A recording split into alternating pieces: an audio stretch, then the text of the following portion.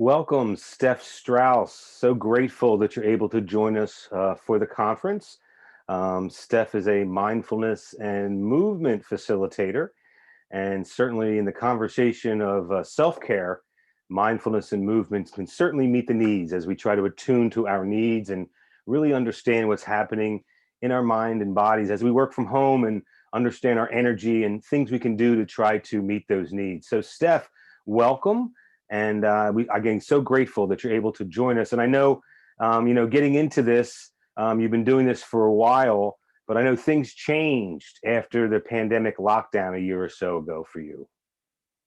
Yes, very true. And first off, thank you for including me in this showcase that you're offering. And I am 100% behind everything you share and offer. And it's just an honor. And I'm humbled to be here. Thank you. And yes, this past year has been a doozy for all of us. And that is no lie. And I'm not here to say that it has not been challenging. It has been fun.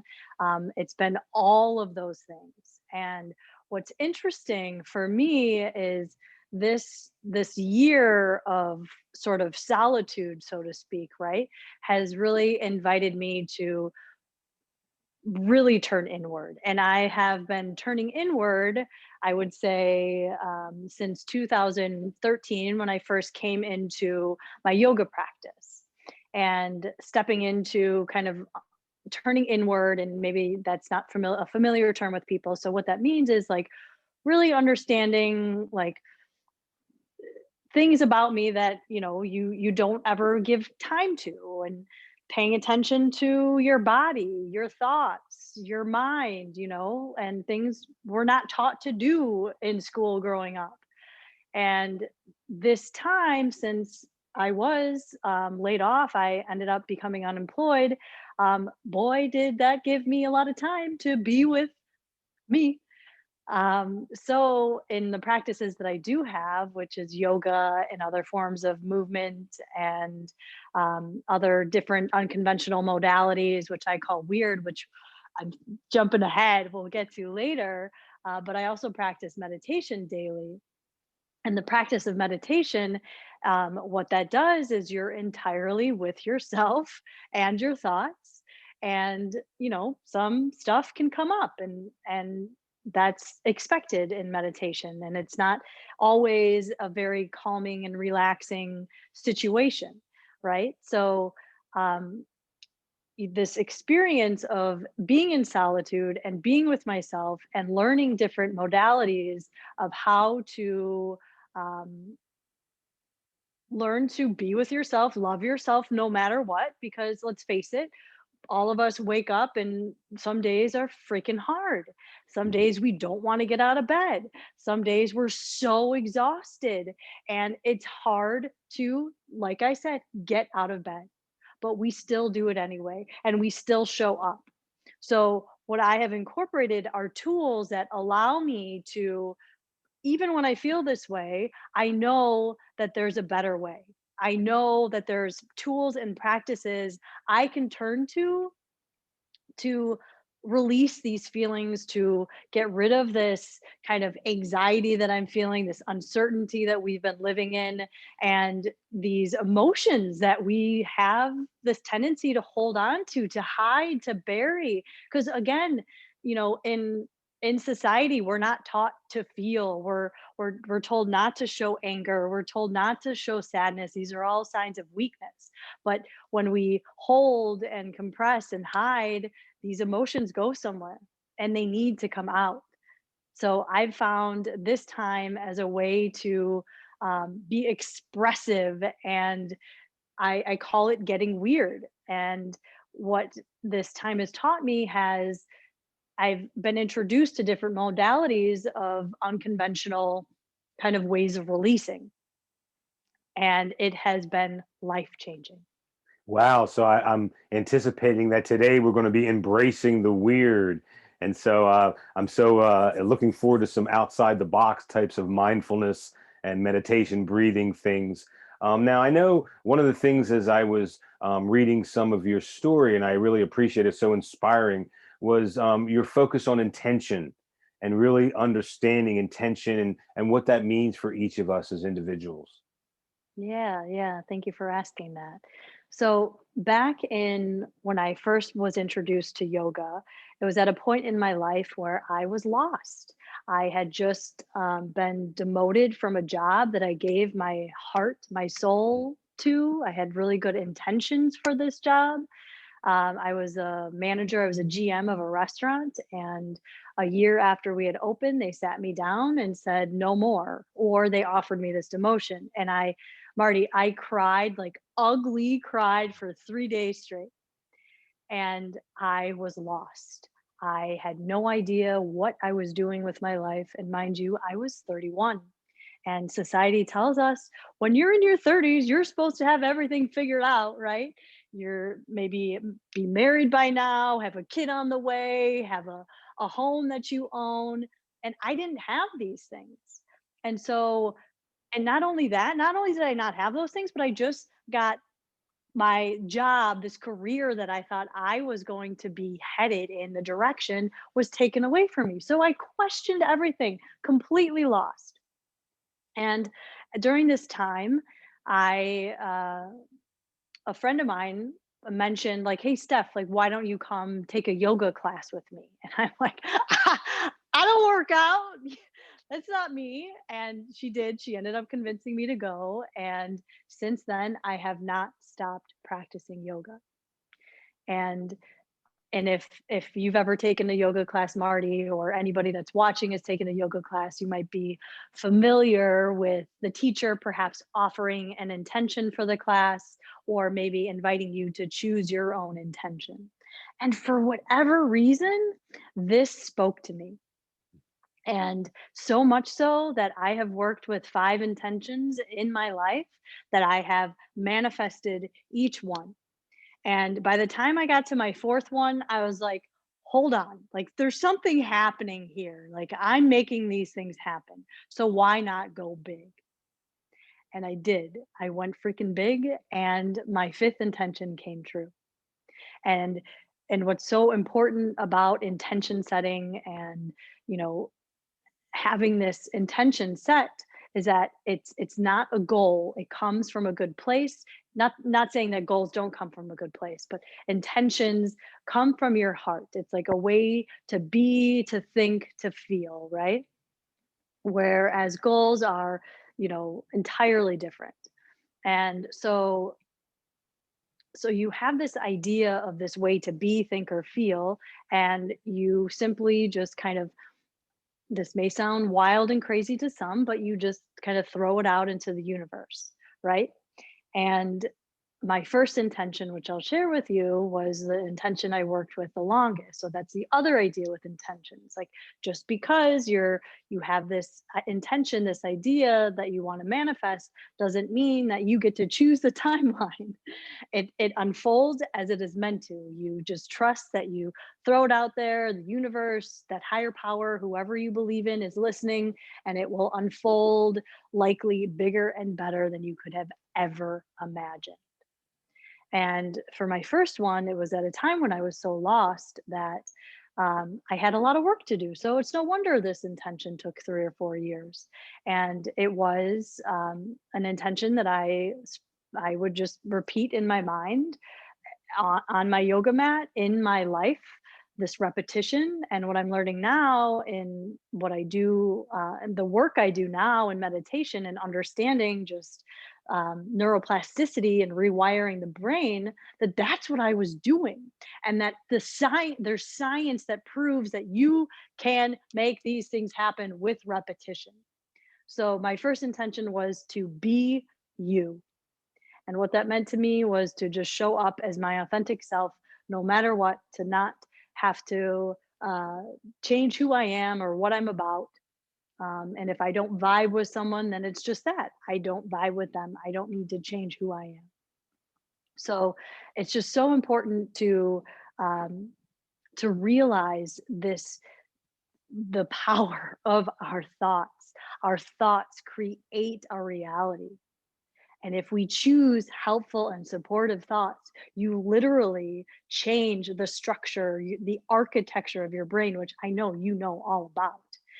And you're creating these new files to replace the old ones and helping yourself be a better version of you, to think, to act, to feel better. And that's just a little taste of the intention. Wow, that is truly inspiring, Steph. I mean, just having that aha moment. Sometimes our most profound aha moments can sneak up on us at times. Thank you so much for sharing your story. Okay, so let's embrace the weird. I'm ready. So, what do you got? So, again, Okay. our intention with this is to introduce some new things to people that perhaps work from home and may be attuned to there's some impact, some stress they may be feeling, and how self care and being able to integrate some simple, maybe creative, but simple self care strategies during the day, just taking some small moments during the day to be able to meet the needs. So I'm ready. Let's see what we got. Okay, everybody, you heard that. Marty's down to get weird. That means you all are too.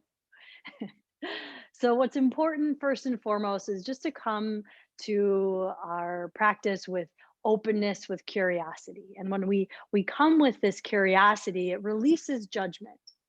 And I choose the word weird because that's what the mind, we want to categorize it. We want to define it as something. These are different modalities of things we're doing. So, of course, like this is weird. Like we don't normally do this. But there is nothing weird about these practices. They are healing, they are supportive. So wherever you are, find a comfortable seat. We're going to be seated the whole time. You could be in a chair just like Marty. I'm sitting on the floor with my legs crossed. Doesn't mean you have to sit like I'm sitting. You could sit on the chair with both of your feet planted firmly on the ground, maybe your feet about hips width distance. And then come with intention, with purpose. So sitting up nice and tall in your spine. Shoulders are over your hips. And from here, we'll rest your hands gently on your knees. And then we're just going to find some spinal rotation. So on your inhale, you'll shift your torso, upper body forward and just find circles with the upper body, circling the body as best you can. Inhaling as you come forward, lifting the chest, lifting the heart. Exhaling, rounding the spine, chin goes to chest as you round.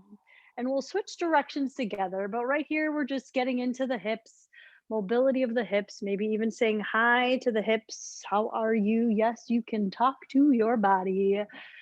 Getting into the Hmm. flexibility of the spine and just saying hello, seeing what's here.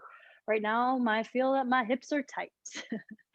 And we'll go around one more time and we'll meet at center and then we'll just switch directions.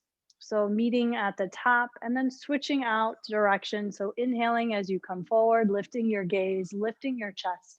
Exhaling as you press back round the spine and chin goes to chest. Coming around in this circular motion again, saying hello to this body, this house that we live in, this body that shows up for us every single day, no matter what we put our bodies through. So, a couple more times with these circles, these spinal rotations, staying with the breath on the inhale, coming forward, and exhale as you press back. Last time here, going around, inhale. And then we'll meet with our shoulders over our hips and just pausing here just for a moment, taking a nice, slow, deep breath in through your nose. And then open your mouth, big sigh, like you're fogging a mirror. Really nice. Now go ahead and lift up your hands and arms and start to shake. Shaking the body, releasing any tension or tightness. I love how Marty's already getting his arms and shoulders and upper body involved. He's all about getting weird. Yes, you can't do this wrong, my friends. Shaking the body is a burst of good news to your nervous system. And you can do this standing, you can do this seated, you could do this lying down. So keep shaking. And again, not thinking about what this looks like, more about what this feels like in the body. Big open mouth exhales are nice and supportive here. Shaking, relaxing your shoulders, continuing to shake, maybe smile, maybe laugh if this you think it's weird. Yes, I love how Marty's really getting into it. He's doing some waves with his upper body. So make it your own. Keep breathing here. We've got 4 more seconds, and the last 4 seconds will be our weirdest 4 seconds. That's what my niece and I do. So 4, make it weird. For 3, weirder. For 2 and 1. Bring your hands to your lap and just find stillness for a moment and just notice. Notice what is here right now. Maybe you feel your heart beating out of your chest. Maybe tingling sensation in the I feel arms. energized. It's energizing.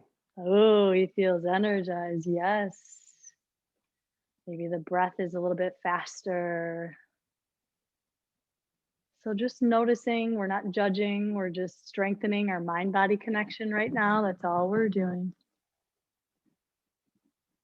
Shaking the body. And what this does is it releases trapped emotions.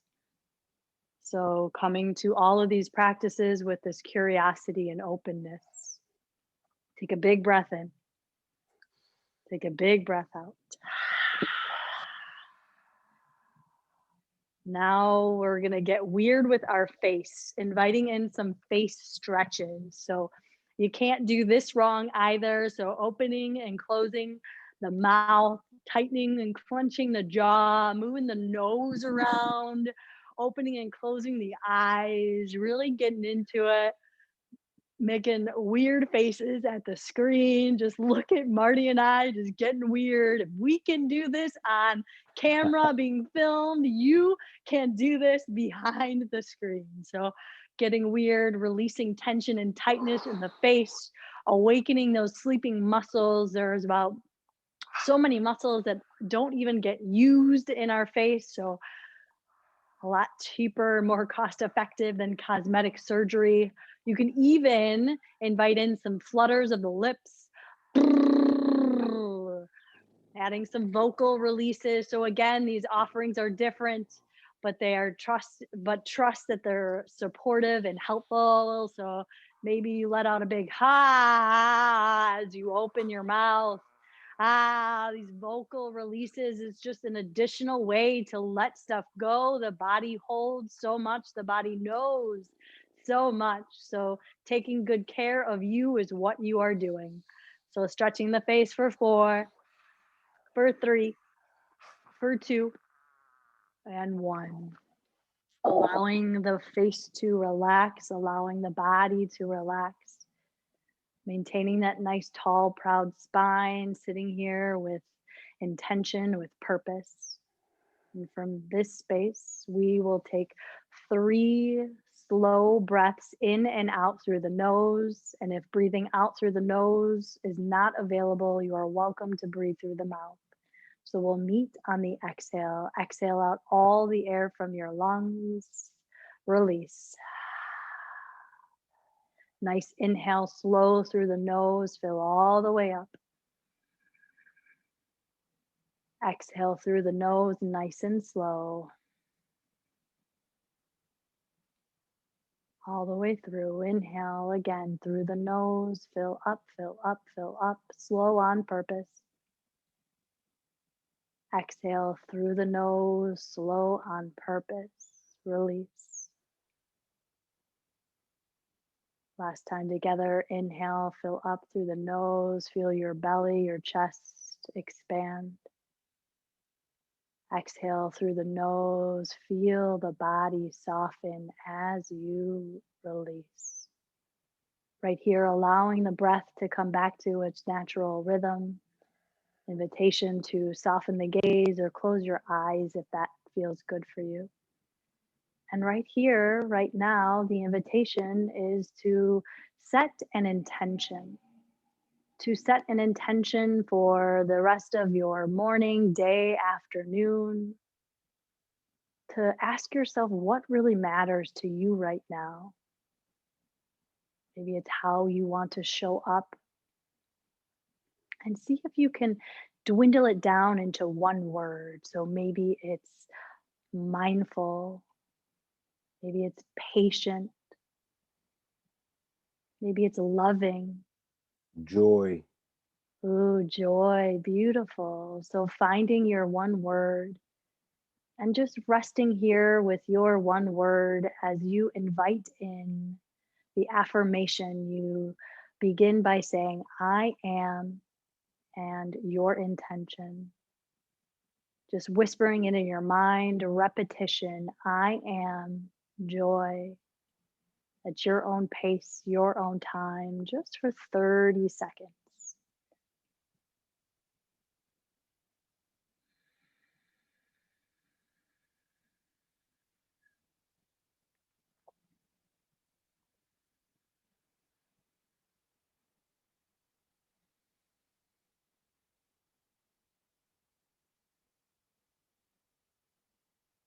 And allowing these words, this repetition to fade away.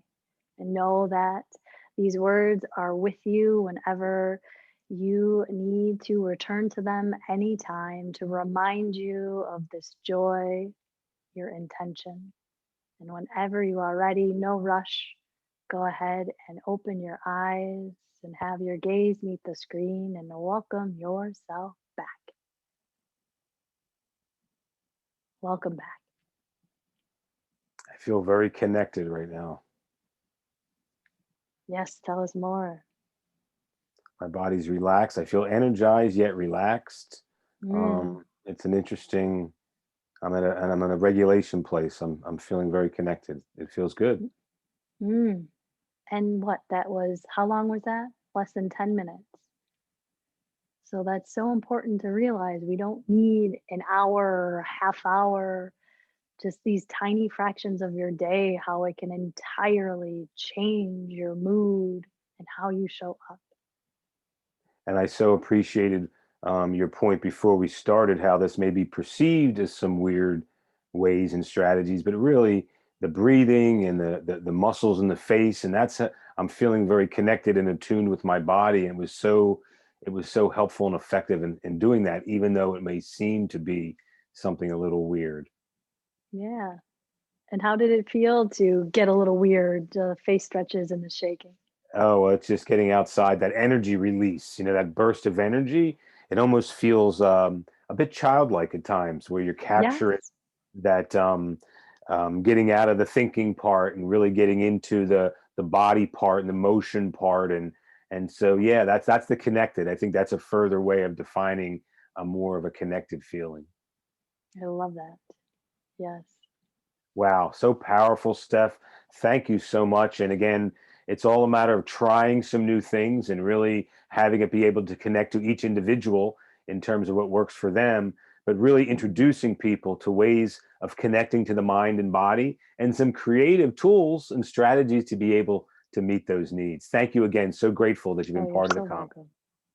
You're so very welcome. And yes, these are tools that you all now have in your toolbox. You can come back to anytime. You don't need Marty or I here to do these with you. Shaking, stretching your face, these spinal rotations, these are yours forever.